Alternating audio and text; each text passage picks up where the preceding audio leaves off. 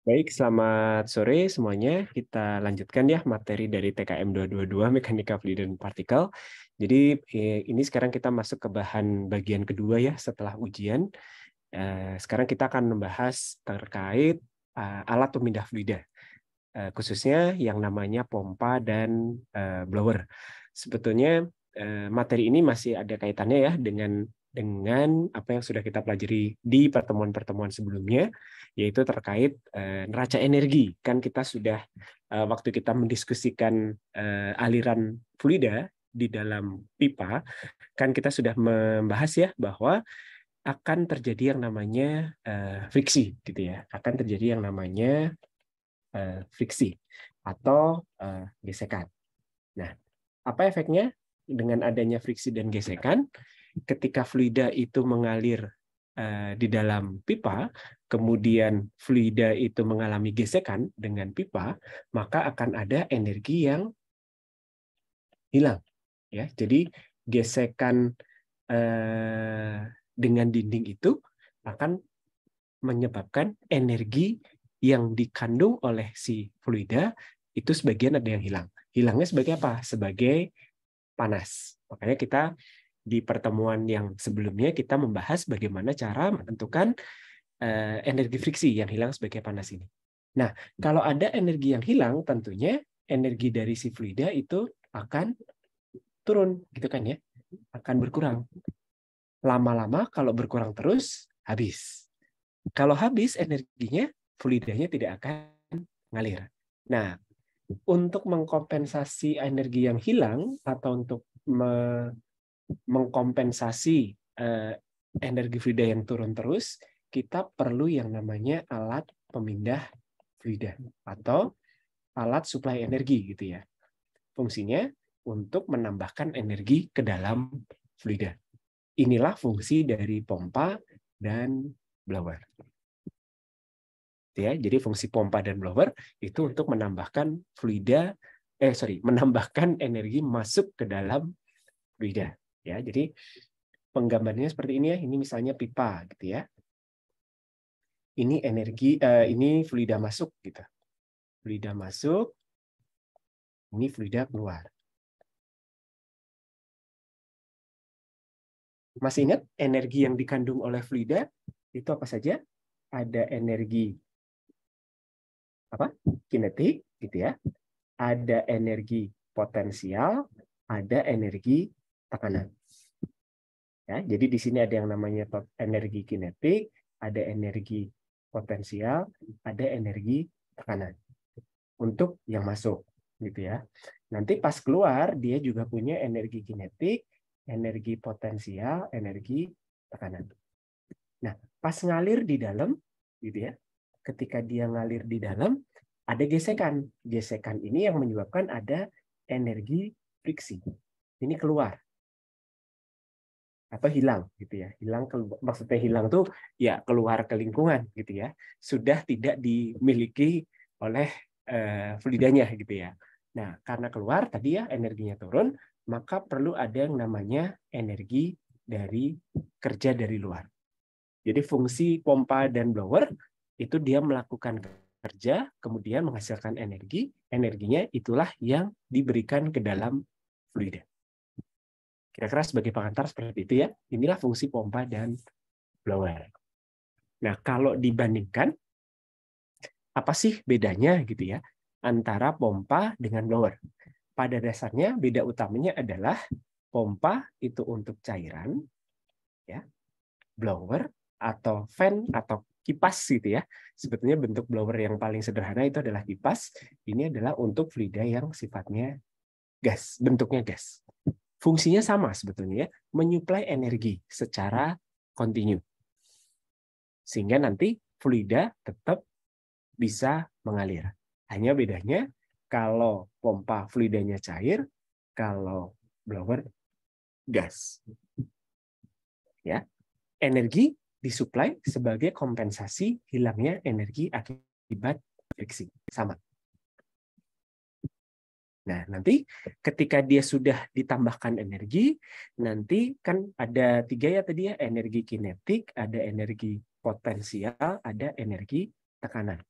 Nah, nanti ketika dia menambahkan, dia itu maksudnya pompa ya, pompa atau blower itu menambahkan energi, ditambahnya nanti berarti bisa menaikkan tekanan, bisa menaikkan kecepatan, atau menaikkan ketinggian. Ya, sesuai ya. Kalau kinetik itu kan kecepatan, kalau potensial itu ketinggian, kalau tekanan ya energi tekan gitu ya. Jadi ketika fluida itu mendapatkan tambahan energi, nanti itu bisa dipakai untuk menaikkan tekanan, menaikkan kecepatan, atau menaikkan ketinggian. Bisa semuanya, bisa salah satu, gitu ya. Nah, di sini asumsinya adalah walaupun ada kemungkinan tekanan itu berubah, gitu ya. Kalau fluidanya adalah cairan, tetap ya, ketika cairan itu dipompa, kita masih bisa menganggap fluidanya itu incompressible. Ada yang masih ingat artinya incompressible apa? Ada yang ingat nggak?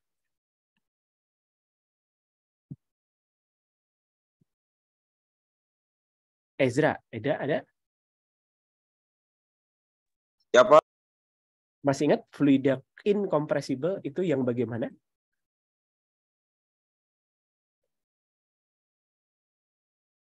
Ingat nggak? Fluida incompressible itu sifatnya gimana?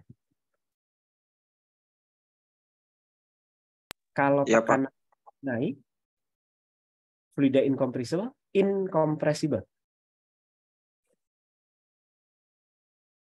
Tidak mampu mampat atau tidak mudah dimampatkan gitu ya. Artinya walaupun tekanannya naik, volumenya tetap. Kalau volumenya tetap, densitasnya tetap.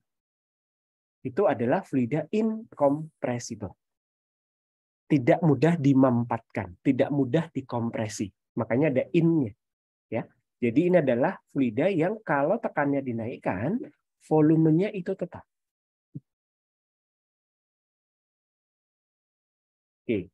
Nah, kalau cairan jelas ya, walaupun tekanannya naik, cairan itu relatif tidak mudah dimampatkan, tidak mudah dikompresi, jadi densitasnya tetap. Ini tetap, densitas tetap. Bagaimana dengan gas?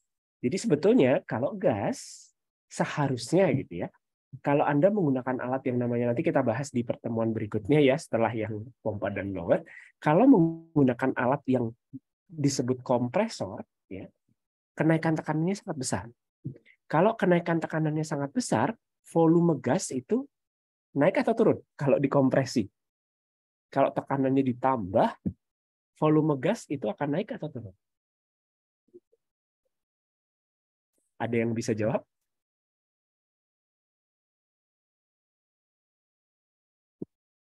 Kira-kira kalau gas tekanannya dinaikkan gitu ya, dikompresi, ditekan gitu, volumenya akan naik atau turun? Volume. Kalau dia ditekan terus. Turun, Pak. Turun, Pak. Turun ya. Anda bisa bayangkan kalau Anda ditekan terus gitu kan lama-lama takut menciut gitu ya. Bukan makin berani gitu ya. Ya itu sekedar analogi ya. Jadi kalau gas itu sebetulnya nanti kalau pakai kompresor tekanannya akan naik terus gitu. Kalau naik terus volumenya akan turun. Kalau volume turun densitas akan naik. Tapi untuk sementara ketika menggunakan hanya blower kenaikan tekanan itu masih relatif rendah. Sehingga fluidanya masih dianggap incompressible. Jadi untuk saat ini, baik cairan maupun gas, itu sifatnya masih bisa dianggap incompressible. Jadi densitasnya tetap. Itu adalah definisi incompressible. Tidak mudah dikompresi. Dikompresi itu artinya tekanannya diturunkan. Tekanan dinaikkan, tekanan dikompresi itu tekanannya dinaikkan, volumenya diturunkan, densitasnya jadinya naik. Kan Anda masih ingat ya, densitas itu massa per volume. Massa kan selalu tetap ya. Jadi kalau volumenya turun, maka densitas akan naik. Ini yang kompresibel gitu ya. Jadi kalau kompresibel densitasnya tidak tetap. Tapi kalau incompressible densitasnya tetap. Sampai di sini ada yang mau ditanyakan dulu? Silakan.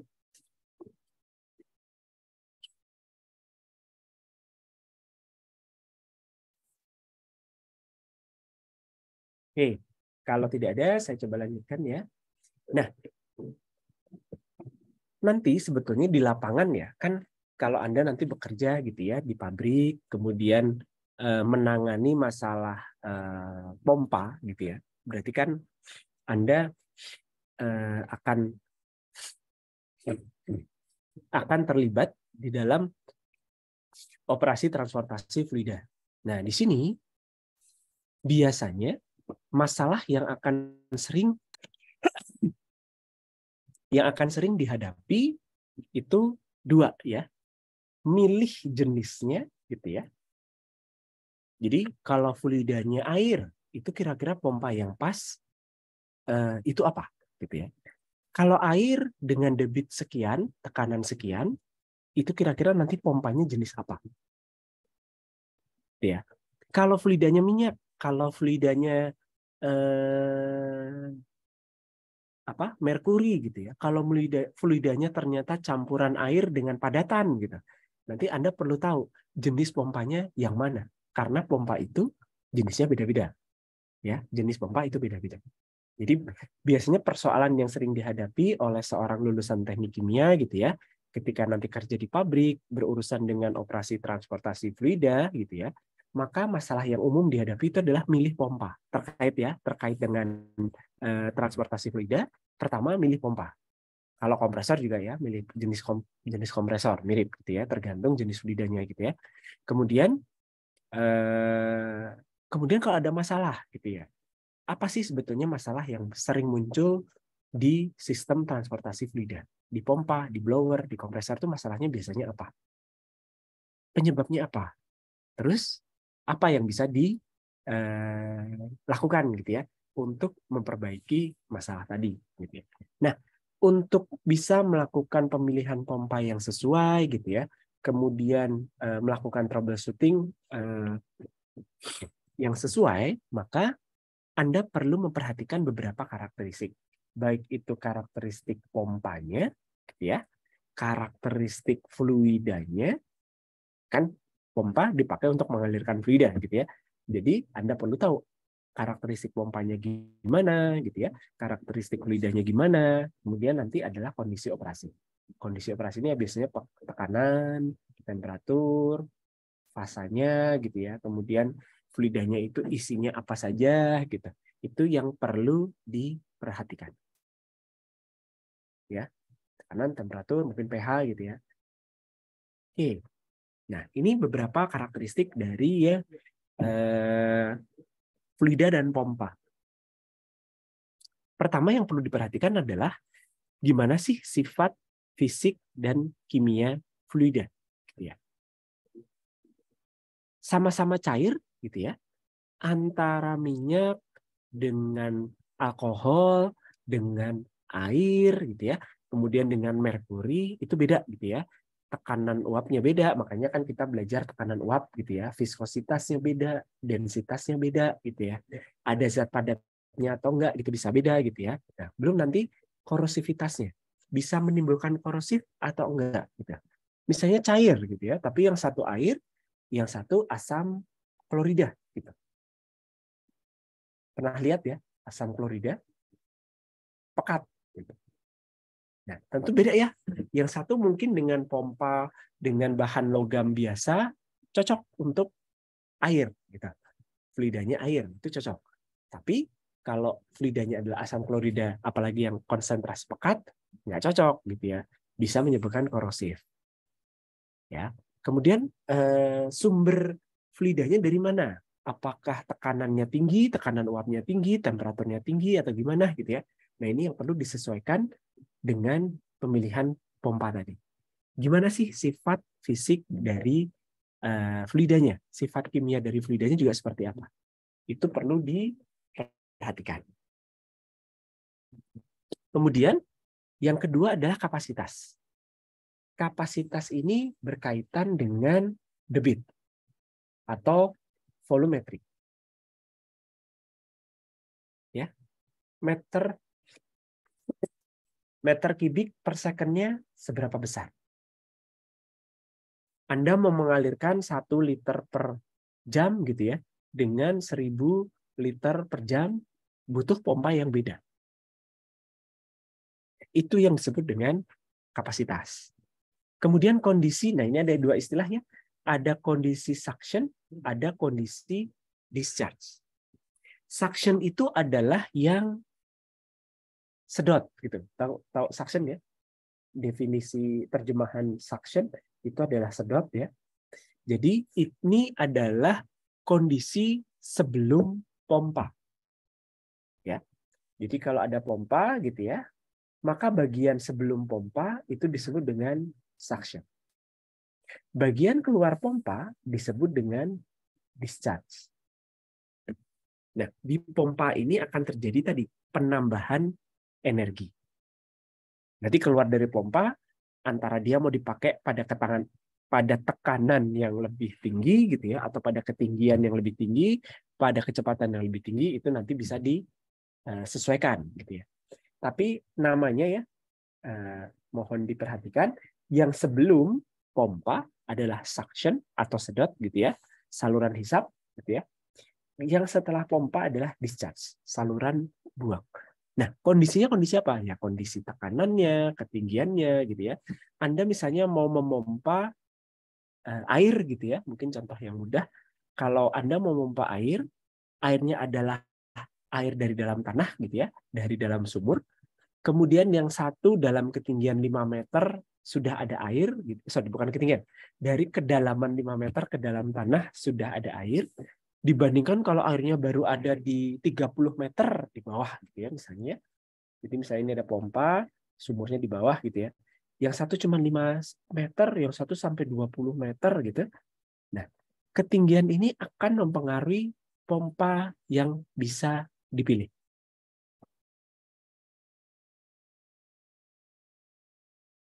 Ya. Jadi ketinggiannya itu akan mempengaruhi. Tekanan dari bawah juga akan mempengaruhi. Anda masih ingat ya, makin ke atas tekanan turun. Nah, kalau tekanan turun, Anda masih ingat waktu bahas tekanan uap, cairan kalau tekanannya turun, lama-lama bisa berubah menjadi uap. Nah, ini nggak boleh gitu ya. Pompa nggak boleh ngepompa dalam bentuk uap gitu, harus dalam bentuk cair. Jadi harus disesuaikan jenis pompanya. Kan kita tidak bisa mengubah kedalaman air sumur ya. Kalau adanya 20 meter ya mau nggak mau ya galinya 20 meter gitu ya. Nah, yang bisa kita sesuaikan adalah jenis pompanya.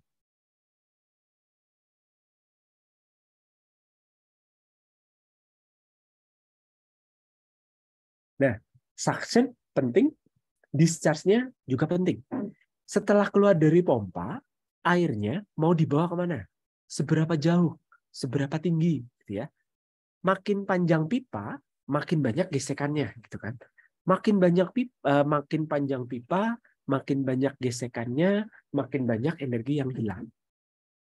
Nah, pompa harus diatur, ditaruhnya di mana, gitu. Butuh berapa pompa, gitu, biar tetap di ujung itu ada air yang keluar. Oke ya. Karakteristik yang lain adalah sifat operasi. Bisa continue, bisa sesekali atau intermittent gitu ya istilahnya. Jadi kalau Anda mempompa air gitu ya atau fluid yang lain, apakah dibutuhkan secara kontinu terus-terusan gitu ya atau sesekali saja gitu. Kemudian yang lain adalah sumber listriknya. Biasanya pompa itu ngambil dari sumber energinya itu ngambil dari listrik. Bisa juga ngambil dari steam gitu ya. Nanti jenis pompanya menyesuaikan. Jenis pompanya menyesuaikan, jenis pipanya menyesuaikan, nanti ada hitungan-hitungan friksi energi yang lain gitu ya. Nanti akan mempengaruhi pemilihan pompa. Oke. Kemudian yang lain adalah letaknya ya. Jadi posisi pompa itu di mana?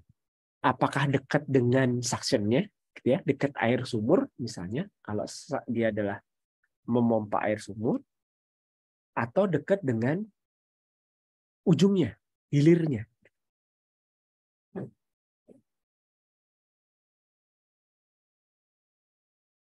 Oke, ada pertanyaan dulu? Cukup jelas ya, masih teori-teori saja. Nah, tadi ya karakteristik. Ada istilahnya kapasitas. Kapasitas ini adalah kemampuan untuk mengalirkan fluida per satuan waktu. Jadi memang kaitannya tadi ya dengan debit. Nanti kapasitas ini dinyatakan sebagai meter kubik per jam. Volume, nggak harus meter kubik per jam ya, sebetulnya ini contoh saja. Volume per waktu. Kemudian head. Kita sudah belajar tentang head ya. Head adalah energi yang dipindahkan per satuan massa fluida, satuannya adalah meter.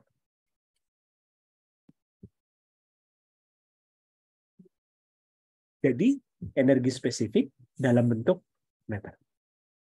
Kemudian daya. Daya ini adalah kemampuan untuk menerima energi dari sumber per satuan waktu. Lalu efisiensi. Efisiensi adalah seberapa banyak energi yang diambil, misalnya tadi listrik ya. Jadi daya sekian kilowatt itu sebetulnya dia bisa menerima energi dari listrik misalnya 100 kilowatt, berarti ya 100 kilojoule per detik gitu ya. Itu adalah daya. Yang satu lagi adalah efisiensi. Efisiensinya adalah perbandingan antara energi yang diambil dengan energi yang diberikan kepada fluida gitu ya, dibandingkan dengan energi yang diterima. Kalau pompa itu bisa meneruskan semua energi yang diterima, berarti efisiensinya 100%. Tapi jarang ya, rata-rata efisiensi pompa itu hanya berkisar 60-80%.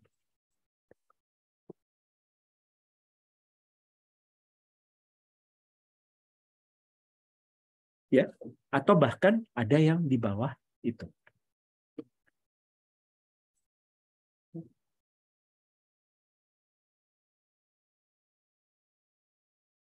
Ada pertanyaan dulu sampai di sini? Oke, kalau tidak ada lanjut lagi ya. Nah, ini rumus-rumus perhitungan pompa nggak akan saya detailkan detail gitu ya. Nanti silahkan dibaca. Nah, ini ada perancangan pompa. Jadi selain memperhatikan karakteristik, kemudian karakteristik itu karakteristik pompanya maupun karakteristik fluidanya ya yang mau dipindahkan. Ini ada beberapa standar juga ya yang bisa diikuti dalam memilih pompa. Nanti tergantung ya, ada pompa sentrifugal, ada pompa ada yang lain ya, reciprocating, rotary gitu ya. Jadi nanti ada standar yang bisa dipilih gitu.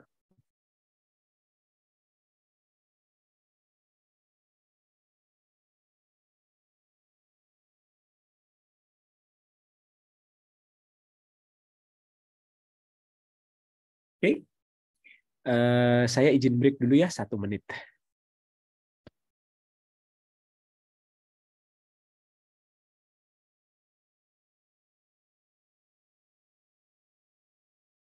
Ya. Apakah ada yang mau ditanyakan dulu? Jadi tadi ya terkait memilih pompa. Anda harus lihat fluidanya, Anda harus lihat, nanti kita akan bahas ya jenis-jenis pompa yang ada tuh apa saja gitu ya. Dan itu jenis-jenis pompa tuh ada standar. Oke. Nah, ini adalah jenis pompa yang umum gitu ya. Kelompoknya ada 2 gitu ya. Yang satu adalah yang namanya pompa sentrifugal. Yang satu adalah pompa positif displacement.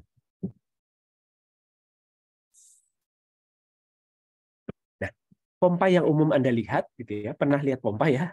Nah, pompa air gitu ya, itu adalah jenis pompa sentrifugal. Ya, ini adalah jenis pompa yang relatif murah gitu ya.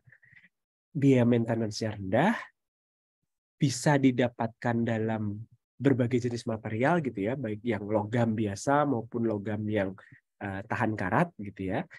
Dan ukurannya bervariasi, termasuk ada ukuran yang kecil. Ukurannya relatif lebih kecil daripada yang positif displacement. Jadi dia lebih praktis. Makanya umum dipakai di perumahan gitu ya. Kemudian kecepatannya ya. Jadi pompa sentrifugal itu ada bagian yang muter, nanti akan ada gambarnya gitu ya. Kecepatannya itu bervariasi ya, bisa sampai 8.000 rpm. Kemudian dia bisa diatur gitu, dia mau putar berapa. Jadi sebetulnya pompa sentrifugal itu adalah prinsipnya dia ngambil listrik kan ya, dia ngambil listrik, terus di dalam itu ada piringannya gitu ya, ada sudunya yang akan muter dengan kecepatan sekian rpm itu, sehingga nanti dia mengubah energi listrik menjadi energi mekanik. Nanti energi mekanik ini yang diberikan ke fluida. Kemudian nanti bisa diubah jadi energi tekanan atau energi kinetik gitu ya. Nah, nanti karakteristik performance atau kinerjanya itu akan bisa dilihat dengan yang namanya kurva kinerja pompa atau pump performance curve. Yang nanti akan menghubungkan antara kapasitas, head, dan efisiensi. Definisinya ada yang di depan tadi ya. Oke, sebaliknya ada yang namanya pompa positive displacement. Jenisnya macam-macam ya, ada yang namanya reciprocating pump, ada yang namanya rotary pump, maaf, ada yang namanya screw pump, ada yang namanya gear pump. Beda-beda. Nah, kebalikan dari yang sentrifugal. Kapasitasnya relatif konstan, ya, umumnya rendah gitu ya. Tapi ya, kapasitasnya itu konstan, kapasitas rendah, tapi dia bisa menghasilkan tekanan yang besar, gitu ya. Kira-kira seperti itu.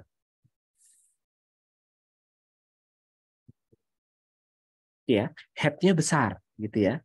Jadi rentang head-nya itu tinggi dan beragam, tapi kapasitas rendah.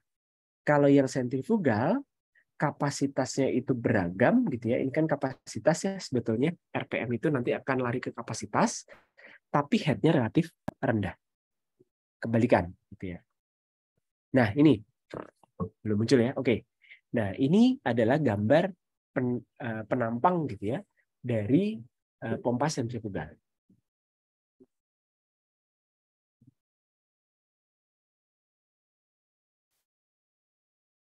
Anda bisa lihat ya, ini adalah si sudu yang muter tadi, impeller yang muter. Sehingga nanti cairan masuk ke bagian suction gitu ya, masuk ke sini, terus ini impellernya muter gitu ya. Kemudian akan keluar ke outlet gitu ya. Nanti akan keluar ke outlet dengan kecepatan yang tinggi atau tekanan yang tinggi.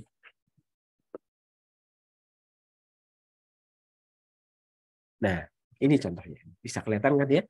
Nah, ada beberapa pompa yang kita sebut adalah multi-stage centrifugal pump, gitu ya, atau pompa sentrifugal multitahap. Jadi impellernya banyak. Ini ada 1, 2, 3, 4 yang warna kuning. Itu adalah impellernya. Sehingga nanti kalau ingin mendapatkan kenaikan kecepatan yang cukup tinggi atau kenaikan tekanan yang cukup tinggi, Anda bisa gunakan yang namanya pompa sentrifugal multitahap. Nah, ini contoh kurvanya. Ya. Jadi ini adalah kapasitas ya, meter kubik, kebaca ya tulisan satuannya, meter kubik per jam. Satuan volume dibagi waktu. Ini adalah head. Satuannya adalah meter. Head itu adalah energi yang bisa diberikan oleh pompa kecairan. Ya, jadi sesuai definisi yang tadi ya. Mana tadi? Jadi head itu adalah kemampuan untuk memindahkan energi ke fluida per satuan massa. Satuannya tapi meter ya. Itu adalah head. Jadi energi yang bisa diberikan oleh pompa. Itu adalah head. Terus garis-garis ini apa? Ada yang bisa nebak garis ini, bedanya apa sih?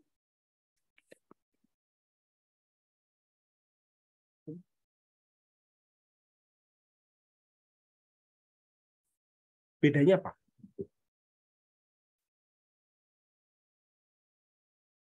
Ada yang mau nebak bedanya apa?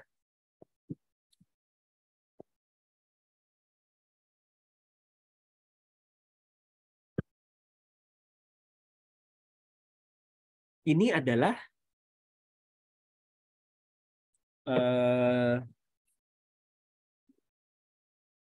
RPM dari si impeller tadi. Jadi beda-beda diameter ya. Ada yang diameternya 215, semoga kebaca ya. Ada yang diameternya 240 gitu ya. Ada yang diameternya 266. Nah, ini dia akan memutar dengan kecepatan yang berbeda. RPM-nya berbeda. Sekali muter berapa rotasi per menit? Bukan sekali muter ya. Dalam 1 menit berapa rotasi itu beda-beda. Nah, Anda bisa lihat ya, begitu diameternya naik, gitu ya. Ternyata dia head-nya naik, ya, pada kapasitas yang sama. Sumbu X kan kapasitasnya. Pada kapasitas yang sama, kalau putaran dari impellernya itu naik, gitu ya, maka head-nya akan naik. Tapi makin gede kapasitasnya, kan ke sini kapasitasnya makin besar gitu ya.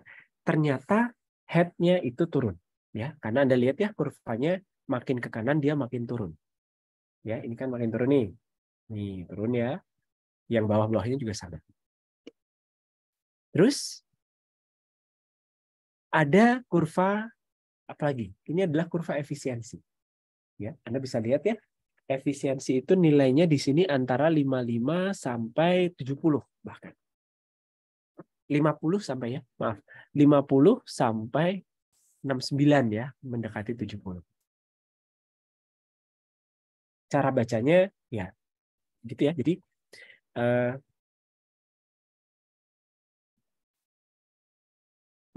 Anda kalau punya saya coba hapus ya.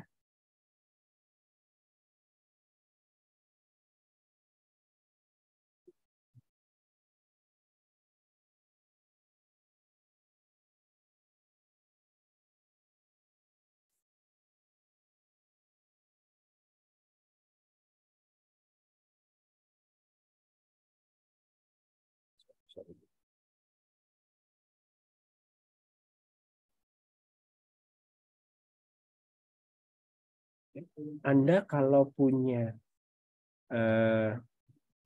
misalnya Anda mau bekerja pada kapasitas 80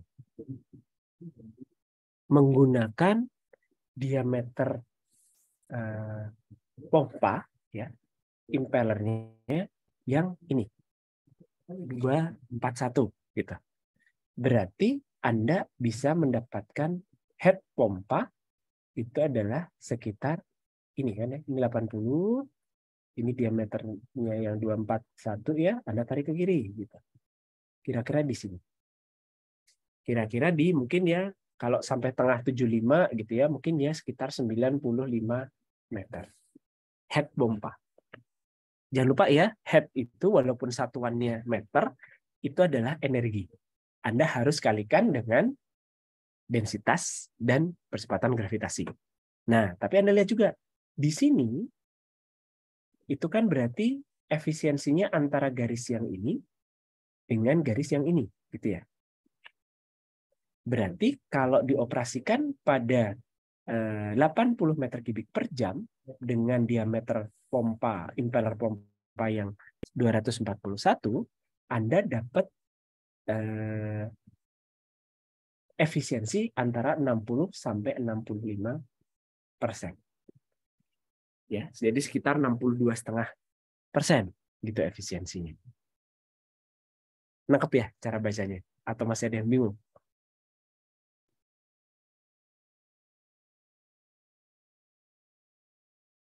Pak, bisa jelaskan ulang, Pak? Oke, diulang ya.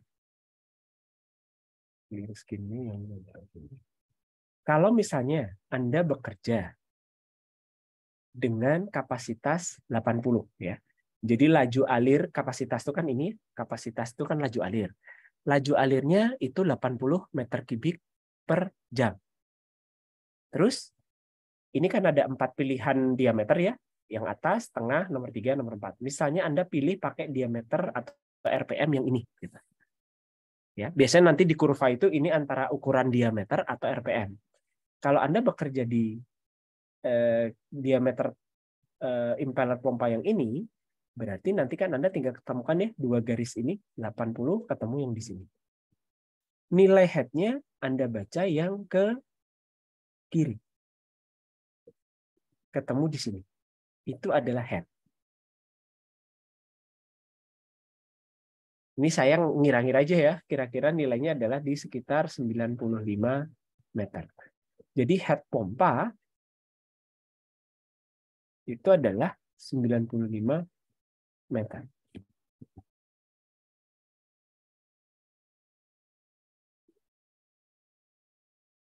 Kalau mau dijadikan energi spesifik, dikalikan gravitasi ya. Kalau mau dalam bentuk satuan joule per kilogram, dikalikan percepatan gravitasi. Ini adalah energi yang dimiliki oleh pompa. Nah, efisiensi dihitung dari mana? Efisiensi itu kan Anda punya garis efisiensi yang 60 dan garis efisiensi yang 65. 60 itu garisnya yang melengkung ini. Ini ya, kelihatan ya. Itu adalah garis efisiensi 60. Yang 65 adalah yang ini. Kelihatan ya di layar. Nah, kira-kira titik pertemuan antara 80 dengan diameter 241 itu kan ada di sini ya, yang saya buletin itu di antara 60 dan 65. Jadi kira-kira efisiensinya adalah 62,5%. Artinya dari daya listrik yang diambil yang bisa diteruskan ke fluida itu hanya 62,5%. Nanti kepakainya di mana? Nanti ada hitungannya. Kita pelajari hitungannya nanti. Cukup jelas? Ya, Pak. Oke, sama ya. Nanti kalau misalnya diameternya diganti ya, nanti Anda tinggal ikuti saja garis-garisnya. Oke, itu sentrifugal. Sekarang kita ngomongin yang satu lagi, adalah pompa positif displacement. Jadi kalau pompa positif displacement itu bukan, kalau sentrifugal tadi kan ada yang muter terus ya. Kalau ini tergantung jenisnya. Kalau jenisnya rotary pump itu ada yang berotasi juga, tapi muternya nggak kontinu. Kemudian ada yang namanya reciprocating pump. Jadi kayak mesin bensin gitu ya. Jadi ada yang ditekan, terus dikeluarin lagi, ditekan, dia balik lagi gitu ya. Jadi prinsip kerjanya adalah mengurangi volume internal pompa melalui gerakan piston, sehingga nanti bisa keluar dengan tekanan yang tinggi. Nah, ini akan bergantung pada jumlah cairan yang dipindahkan, ya, banyak atau sedikit, gitu ya. Kemudian kecepatan geraknya apakah tinggi rendah, gitu ya. Kemudian pada jenis ini kecepatan itu relatif tetap atau konstan. Nah, ini bedanya, ya. Ini yang gear pump. Jadi ada bagian yang muter, gitu ya, tapi putarannya nggak konstan kayak sentrifugal gitu ya. Jadi dia kayak ngedorong gitu. Jadi cairan kan masuk dari sini nih. Terus ini yang muter kan, ini muter ke sana. Sorry, ini muter ke sana, ini muter ke sana. Jadi dia nanti akan gerak ke sana, ini akan gerak ke sana, terus keluar dengan tekanan yang lebih tinggi. Bisa ya bentuknya ini yang screw, ada yang bentuknya itu yang gear.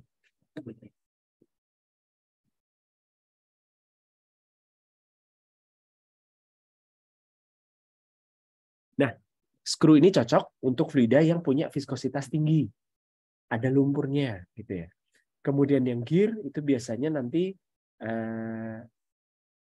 kapasitasnya sekitar 100 GPM tahu ya, galon per menit. Fluidanya bisa sampai 150 atm. Ada juga yang namanya diagram atau vein pump gitu ya, itu flow rate-nya butuhnya lebih kecil lagi. Itu yang rotari ya. Jadi ini adalah jenis-jenis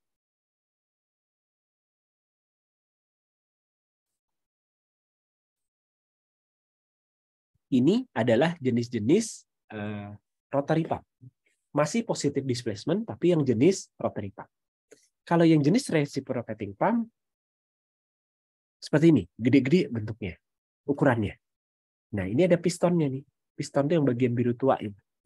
Nanti dia akan, kalau putaran ini, yang ini ya, kalau itu berputar gitu ya, nanti kan piston akan bergerak maju mundur. Sehingga nanti cairan akan ditekan, ditekan, dilepas gitu ya. Nanti tekanannya akan naik. Nah, beda dengan yang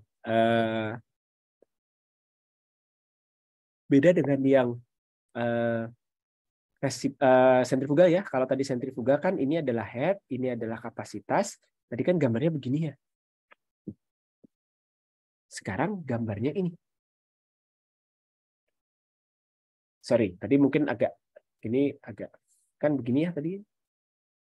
Ini kapasitas ya, kapasitas. Ini adalah head. Kalau Anda lihat ini yang sentrifugal ya, yang sentrifugal. Kalau yang ini Anda lihat ya, kapasitasnya lebar gitu ya. Bisa ke kanan, bisa ke kiri. Tapi ketika dia bergerak ke kapasitas yang naik turun, head-nya itu sedikit berubahnya. Jadi rentang perubahan head dari pompa sentrifugal itu kecil. Tapi rentang perubahan kapasitasnya besar. Kebalikannya, yang positif, ini PD itu maksudnya positif displacement ya. Rentang head-nya tinggi gitu. Yang biru ya, bukan yang merah. Tolong dilihat kurvanya adalah yang biru. Gitu. Yang biru itu rentang head-nya tinggi. Jadi rated pressure ini sama ya, head terhadap head awal gitu ya. Jadi rentang head-nya itu tinggi, tapi rentang kapasitasnya rendah. Kebalikan.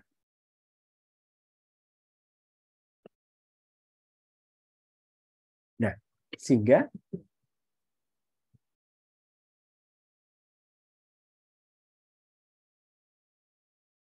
ketika Anda memilih pompa, pertama, Anda perlu tahu jumlah cairan yang akan dipindahkan itu berapa. Sehingga nanti Anda bisa mikir, menentukan gitu ya, ukuran pompanya butuh yang kecil atau yang besar. Kemudian head yang harus dicapai berapa. Nah, ini nanti Anda harus lihat dari tadi ya, ukuran suction, suction-nya itu ada di mana, discharge-nya ada di mana. Nanti kebutuhan head-nya berapa, nah head pompa ini harus lebih besar. Ya, jadi head pompa ini ditentukan oleh tekanan dan ketinggian reservoir di bagian hulu dan hilir. Plus dipengaruhi oleh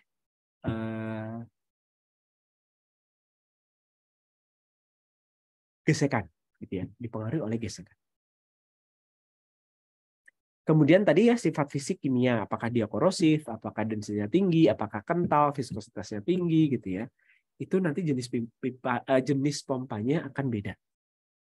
Kemudian sumber listrik, sumber tenaga, bisa pakai listrik, bisa pakai steam, gitu ya. Nah, kadang di pabrik itu ada unit yang pompanya 2.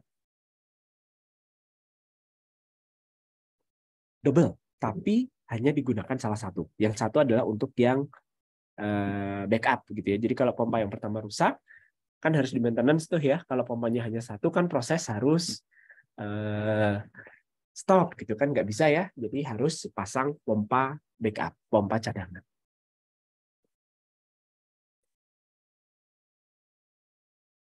Nah, untuk memilih jenis pompa Anda juga bisa lihat ini ya. Jadi antara kebutuhan head dengan kapasitas gitu ya. Ini dari vendor juga gitu ya, dan pressure-nya. Nanti kombinasinya mana? Misalnya jatuhnya di sini, Anda bisa pakai diagram pump dengan plunger pump. Kalau Anda kerjanya di sini gitu ya, berarti antara multi cylinder plunger dengan apa ini? axial flow gitu ya. Anda tergantung lihat kombinasi Anda sebelum memilih pompa gitu ya. Yang perlu dilihat adalah hubungan antara kapasitas dengan head yang dibutuhkan. Oke, ada pertanyaan dulu sampai di sini?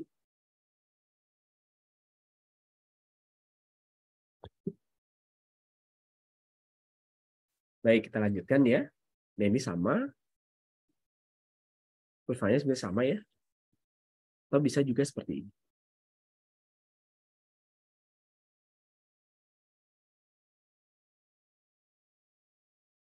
Nah, sekarang kita lihat.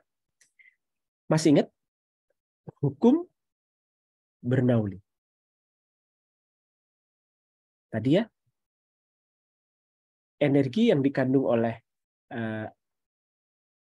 fluida yang mengalir di dalam pipa, itu kan ada energi tekanan, energi potensial, energi kinetik, dikurangi energi friksi. Ya. Jadi EP ditambah EK ditambah EH minus friksi di titik 1 itu harus sama dengan energi tekanan tambah energi kinetik ditambah energi potensial di titik 2. Ya. Jadi kalau ada aliran ya tadi ya. Ini titik 1, ini titik 2, totalnya harus sama. Nah, sekarang karena ada tambahan pompa, jadi kan P per rho gitu ya. 1 GZ1 ditambah setengah U1 kuadrat gitu ya. Dikurangi EF ya. Akan sama dengan P2 per rho ditambah GZ2 ditambah setengah U2 kuadrat. Nah, sekarang EF itu akan mengurangi energi di dalam aliran fluida. Maka tambahnya minus kan ya, tandanya minus. Begitu ada pengurangan energi, harus dikompensasi oleh pompa. Sehingga di kiri Anda perlu tambahkan plus kerja pompa. Hati-hati.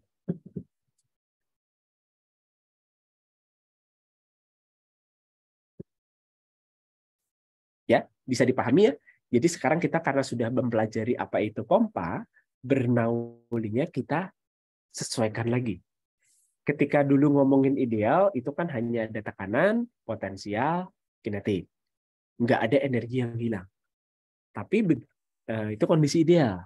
Terus kondisi nyatanya gimana? Ada energi yang hilang. Ada EF. Ini satuannya semua dalam joule per kilogram ya, kalau dinyatakan dalam persamaan ini. Ada energi yang hilang. Kalau ada energi yang hilang, harus ada alat yang menambahkan energi. Ini disebutnya adalah kerja pompa. Karena dia menambah energi di dalam pipa, di dalam fluida yang mengalir di dalam pipa, maka ditambah kerja pompa. Satuannya juga joule per kilogram.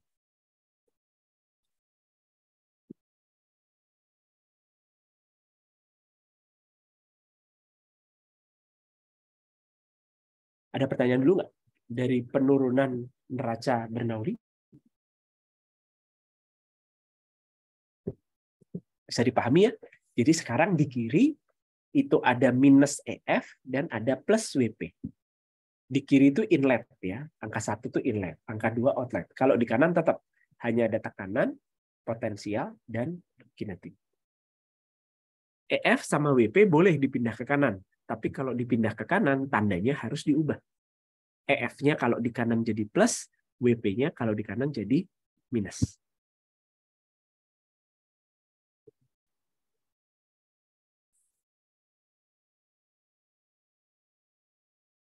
Silakan kalau ada pertanyaan. Nah, sekarang kita masuk ke persamaan. Sebelum kita masuk ke persamaan, kita break dulu ya 5 menit.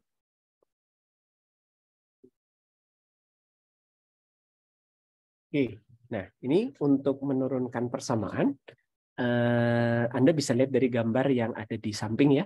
Jadi ini ada dua tangki, ada tangki 1, tangki 2, kemudian ada perpipaan gitu ya. Kemudian dihubungkan dengan pompa. Ya. 1, 2 itu adalah kondisi di tangki masing-masing. Ada 3 dan 4. 3 dan 4 itu sesaat sebelum pompa. Jadi alirannya begini ya. Alirannya begini gitu. Kemudian 3 itu adalah titik sesaat sebelum pompa, 4 adalah titik sesaat setelah pompa. Nah, bagian sebelum pompa kita sebutnya adalah, ini typo ya, suction. Nah, bagian yang setelah pompa kita sebutnya adalah discharge. Nah, tadi sudah kita sempat turunkan ya, kalau persamaan energi per laju alir massa cairan, jadi satuannya adalah joule per kilogram, persamaannya adalah ini. Ini karena di kanan, WP-nya jadi minus, EF-nya jadi plus. Jangan bingung ya. Kan tadi sudah diturunkan ya. Kalau di kiri, EF-nya minus, WP-nya plus. Tapi kalau dipindah ke kanan, kenapa minus? Karena mengurangi yang masuk. EF itu energi yang hilang kan ya. Jadi mengurangi yang masuk. WP adalah energi yang ditambahkan. Menambah yang masuk. Tandanya plus. EF tandanya minus.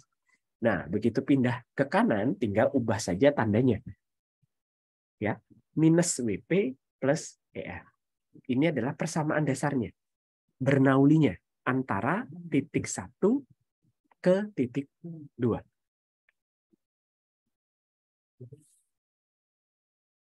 Ya.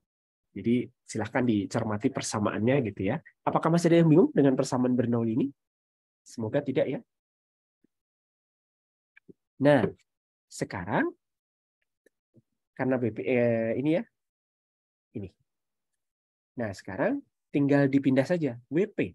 WP itu adalah kerja pompa atau energi pompa per massa. Joule per kilogram. Jadi WP itu akan sama dengan ini. Dipindah WP-nya dipindah ke kiri, yang lainnya pindahin ke kanan. Tanda-tandanya menyesuaikan ya, tanda yang lain. Nah, kalau ini kan joule per kilogram. Kalau mau diubah dalam bentuk head itu satuannya meter. Tinggal dibagi G gitu ya. Sehingga nanti Anda dapat persamaan yang ini.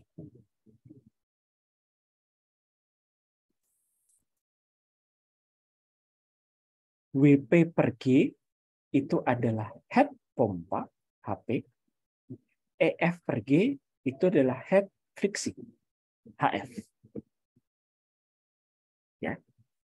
Jadi dibagi dengan G itu menjadi head ya. Dari joule per kilogram, energi spesifik, joule per kilogram ya satuannya, dibagi dengan gravitasi itu adalah head. Satuannya meter. Ini adalah istilah ya. Jadi ada head pompa, ada head friksi. Head pompa adalah WP dibagi G, head friksi adalah EF dibagi G. Sehingga persamaannya bisa Anda ubah menjadi yang paling bawah. Silahkan dicermati, kalau mau dicatat dulu silahkan. Atau ada yang mau ditanyakan terkait persamaan ini juga silahkan.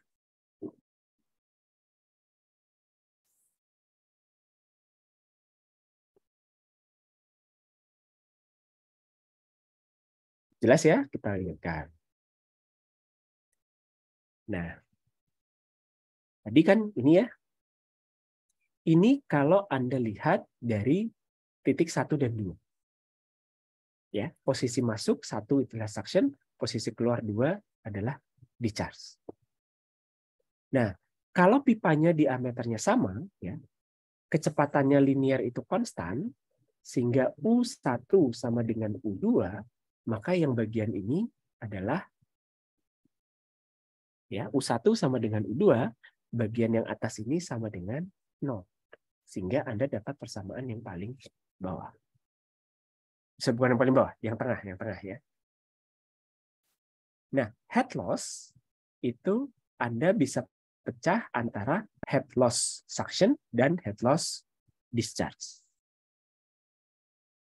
Ya, S itu adalah suction, D itu adalah discharge, sehingga HP bisa dipecah menjadi seperti yang paling bawah, sehingga Anda dapatkan persamaan yang sudah dipecah itu adalah ini. Ini adalah bagian discharge. Ini yang kanan adalah bagian suction.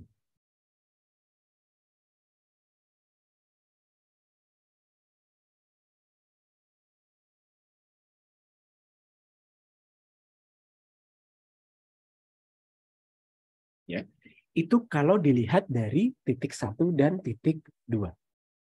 Ya, jadi Anda buat Bernoulli dari titik 1 sampai titik 2 gitu ya. Bentuk persamaan yang awal yang paling bawah kiri gitu ya. Lalu Anda bisa sederhanakan menjadi yang ini. Oke. Sekarang Anda lihat dari 3 dan 4. Anda juga bisa ya bikin Bernoulli dari titik 3 dan 4. Tapi lebih sederhana.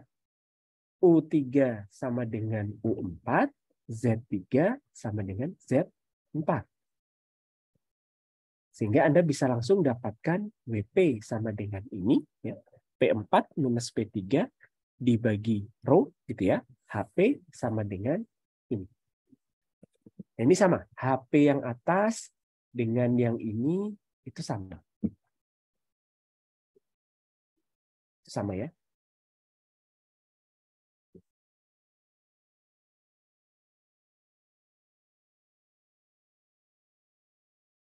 Nah, dari yang atas Anda bisa dapatkan ya, ini adalah head discharge, ini adalah head suction, dan total head itu adalah head discharge dikurangi head suction. Itu saja. Persamaannya kembali ke yang atas tadi. Oke, sampai sini ada yang mau ditanyakan dulu?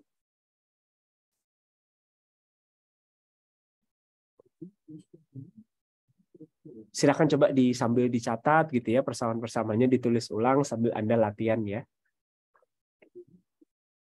Karena kalau dihafal akan sangat berat.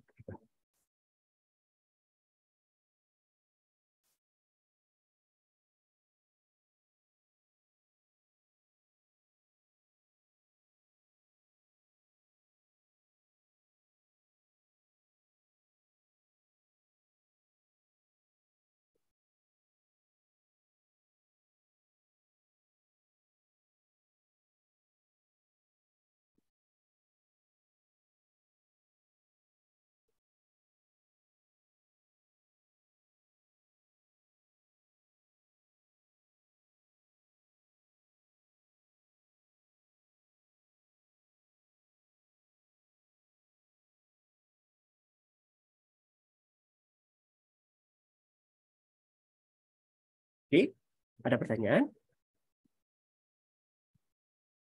Nah, sekarang kurva operasi. Tadi kan ada sempat dibahas kurva kinerja ya, kurva performance. Tadi kan bentuknya kalau kurva performance, ini ada head, ini kapasitas, tadi yang bentuknya seperti ini, itu adalah kurva performance atau kurva kinerja. Nah, kalau kurva operasi itu didapatnya dari sistemnya, gitu ya, dari Bernoulli tadi. Jadi Anda bisa menurunkan ya persamaan energi, ini maksudnya adalah Bernoulli, gitu ya. Bernoulli-nya diturunkan gitu ya antara boleh titik 3 titik 4 ya. Kalau ini adalah titik 3 dan titik 4 gitu ya, Anda dapatkan dari persamaan Bernoulli gitu ya.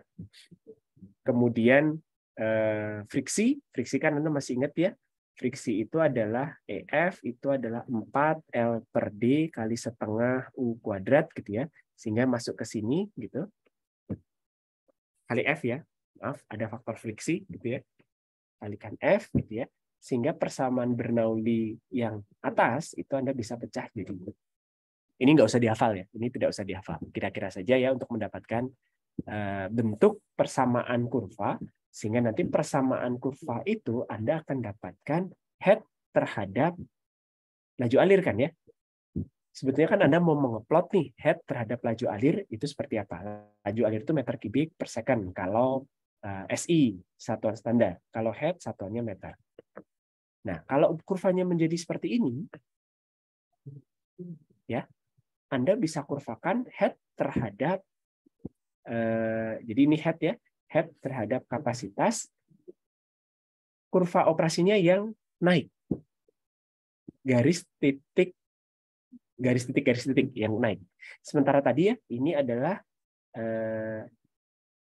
ini yang kurva operasi ya, ini yang kurva performance turun.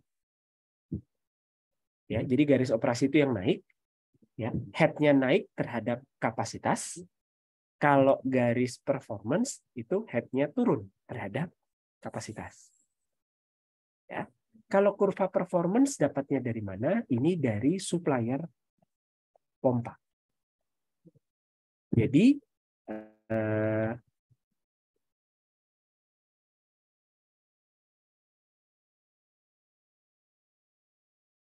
mana tadi ya kurvanya? Ini. Jadi ini adalah kurva pump curve. Ini maksudnya adalah di sini adalah kurva performance atau kinerja.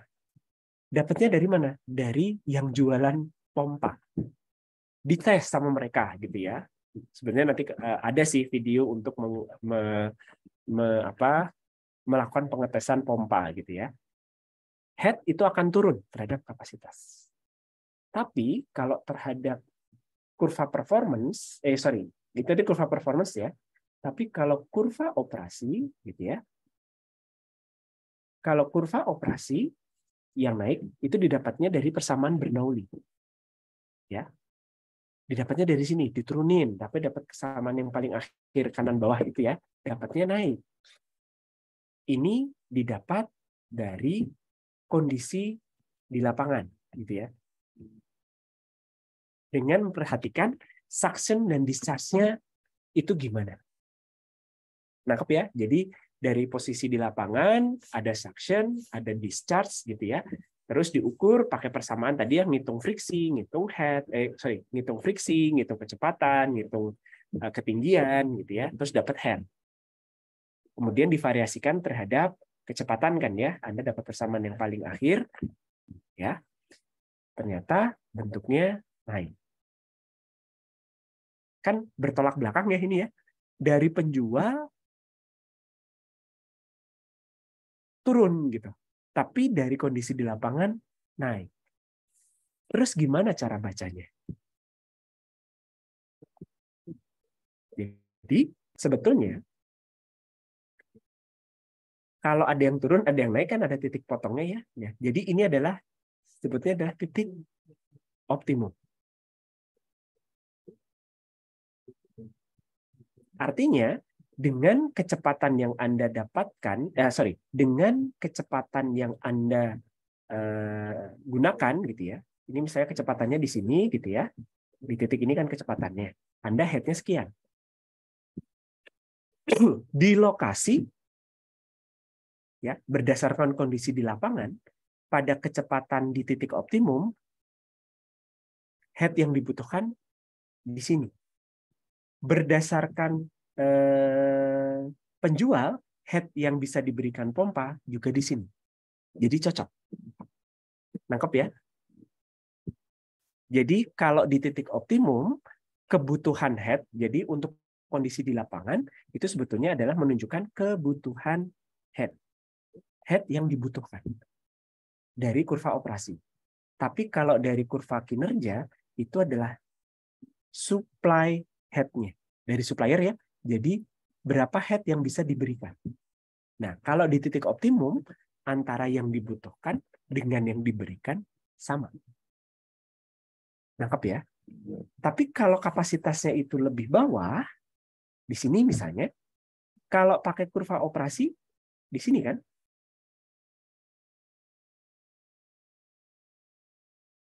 ya, ini kebutuhannya. Sementara yang bisa diberikan oleh pompa di sini. Suplainya di sini. Sayang, gitu. Pompanya bisa mensuplai energi sebetulnya lebih besar. Tapi yang dibutuhkan hanya segini. Sayang kan ya? Sementara kalau di kanannya lagi, saya di sini. Di kanan titik optimum itu ya, kapasitasnya.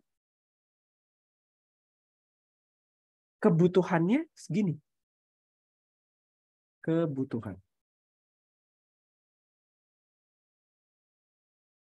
Tapi yang bisa disuplai oleh pompa hanya segini. Suplainya. Artinya apa? Pompanya nggak sesuai. Anda butuh head-nya tinggi, pompanya hanya bisa memberikan head yang rendah. Artinya seperti itu.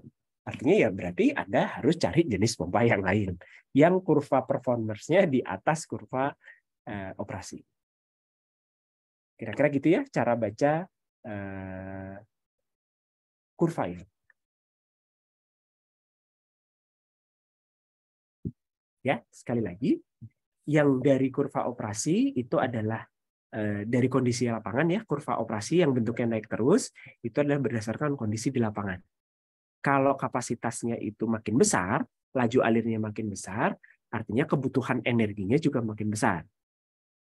Ya. Tapi kalau dari penjual, supplier, si pompa ini kalau kapasitasnya besar, justru head yang bisa diberikan makin turun. Kenapa? Karena ini berkaitan dengan efisiensi pompa. Ya, berkaitan dengan efisiensi pompa, berkaitan dengan mekaniknya pompa, gitu-gitu ya. Nah, jadi Anda kalau tahu, Anda harus hitung dua-duanya, Anda harus perhatikan dua-duanya ya. Jadi Anda perhatikan kurva performance dan kurva operasi, Anda sebisa mungkin bekerja di titik optimum, di mana dua kurva tadi berpotongan. Gitu. Oke, ada pertanyaan dulu? Baik, kalau tidak ada, mungkin untuk hari ini saya cukupkan sekian ya. Nanti untuk pertemuan berikutnya diinfokan lagi. Semoga minggu depan bisa. Baik, terima kasih semuanya. Selamat sore. Selamat sore, Pak. Selamat sore, Pak. Selamat sore, Pak.